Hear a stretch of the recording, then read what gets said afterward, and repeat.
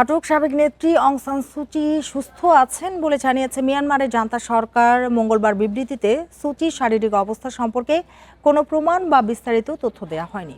এর আগে রয়টার্সের কাছে সু চির ছেলে কিম তার মায়ের শারীরিক অবস্থা নিয়ে শঙ্কা প্রকাশ করেন। টোকিও থেকে দেয়া এক সাক্ষাৎকারে কিম অ্যারিস বলেন, তিনি বহু বছর তার মায়ের কোনো খবর পাননি। বলেন তার মা হয়তো আর বেঁচেও নেই। এর প্রতিক্রিয়ায় জান্তা সরকার বলে, কিমের বক্তব্য সম্পূর্ণ মন গড়া।